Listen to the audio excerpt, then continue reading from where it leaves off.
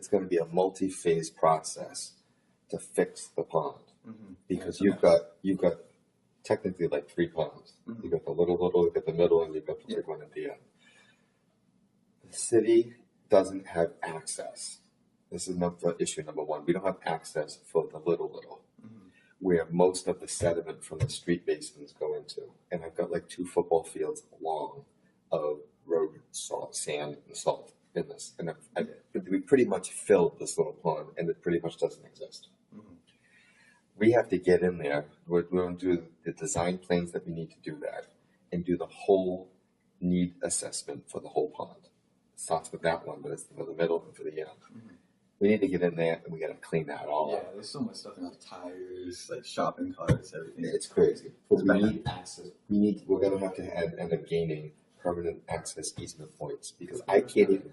What's that? How come we don't have it now? Why don't we have access to it? I have no idea. The city just never envisioned this as an issue, and we have easements technically for in different areas for drainage easements to get into certain areas, detention ponds and things like that for the newer things that have been designed. This neighborhood was from 100 years ago, so they didn't necessarily, they put pipes in, but they never had actual easements on your property, for example, to drive over it to get to it. Or to construct something to back a truck down an embankment to get a backhoe in there and clean it out. The little pond is so steep down off of the street, I don't care what we're going to use, we can't get down there. So we're going to have to construct something for us to get down there. So on an ongoing basis, after a couple of seasons, you see the silt building up, we can go down and we can remove it. But we need access points across the whole pond, number one.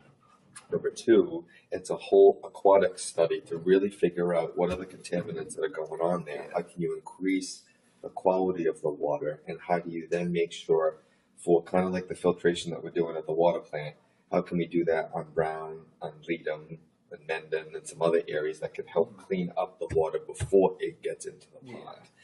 And then try to do maybe some little nature walk around the big pond, so it gives better public access, so we can actually get in there and we can take stuff out and trim stuff back. And it's just something that's never thought of. But the reason why we're doing this now, and we're starting this now, I don't want to be on the opposite side and a flood, and the streets aren't draining, everything's backing up, and I can't get in there to fix it with my staff. I don't want to be there in the middle when your yard has 3 feet of water and it's backing up towards your back door. And it's because the pipes aren't draining properly into the pond, and its outflow at the other ends down Bacon Street isn't working right. So when I talk about like this stuff, like it's the stuff that we've learned over the years. Where are the plugs? Where are the problems? We've relieved, and we haven't had flooding down there in a long time. I don't want a 100-year storm. So it's when stuff happens like these major storms, and you see things happen in other areas. Yes. Is flooding horrible, but it still happened? Absolutely. But can we do steps to help alleviate that? You know what I mean? And not have it an emergent situation. So people just tend not to think about it. It's not an issue, but guess what? It really will be at some point. So what can we do? So that's probably for that much sand to be in that little pond, 2 football field long. I mean, that's over, 700 something feet. That's a long. Yeah, it's a lot. That's like 60, 70 years worth of road debris that ends up. Too much. So, but we're going to have to do, it's going to be a very expensive process. But that's going to be one. Eventually, we need to do something with Lake Como, which is off of Route 1, behind Mr. Gutter.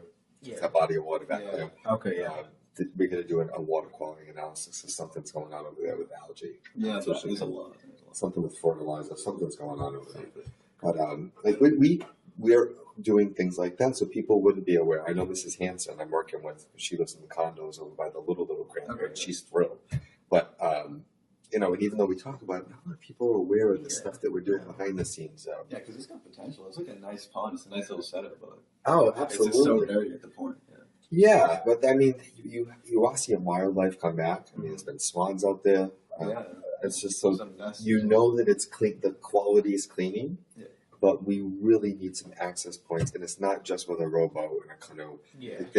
I looked at the embankment on the other side, and I'm like, oh my god. So we're going to end up we'll probably end up moving portions once we have access. We'll move our annual river cleanup.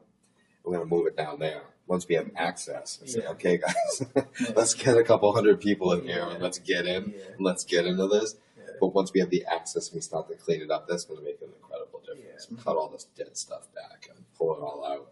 But, we're doing stuff like that. We're looking at an assessment of all of our other recreational facilities. So our next big rehab, we're doing the little one right down here at the end of Park Street. It's a pocket, we call them pocket parks, Okay. little neighborhood parks. It was after Lieutenant Angel, who died in one of our world wars. He was from Attleboro and he died. And it was just never touched. It's just disgusting. So that's under process. That'll be done in a couple of weeks, which would be great. Hopefully by November 1st, that'll be wrapped up.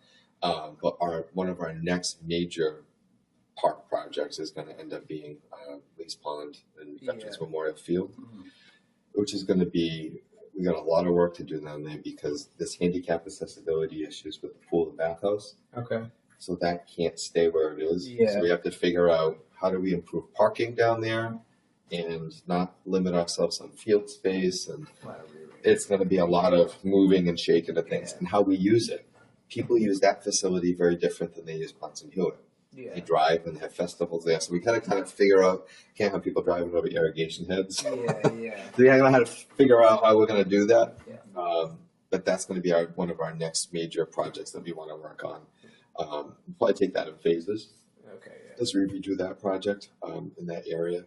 But our goal is to bring, with our rec director, Dennis Walsh, is to bring every single municipal facility, no matter where it's located, up to the same level. Yeah. So we're picking them off one at a time. Checklist. Yeah, it's a checklist and say, so no matter what experience you have as a young person, anybody's using our park and recs facilities, they're getting the same experience no matter where they live. So there wasn't that thought process before, and the city hasn't invested into its facilities for decades. Yeah. So we've been making priorities as we have the funding available to be able to go through to do that. We get some state grants too, which is great. But even when we don't, it doesn't mean we shouldn't be addressing this stuff. So that's something else that we're working on too that people may not be aware of. But if you go onto the city's website for the recreation department, Rec Director Walsh has before and after pictures, the stuff that he's worked on. It's a really, oh my God, I didn't realize it was that condition before. It'll give you an example of the stuff that we're doing. And it's kind of nice. He tracks his progress. He'll take the picture from the same spot when it's finished. So you really get a real true before and after shot, which is really neat. But yeah, we're very, very fortunate for what we've got here in Attleboro. And I think that you can tell by the way I talk about it. I'm very proud of it. So, yeah, it's good stuff.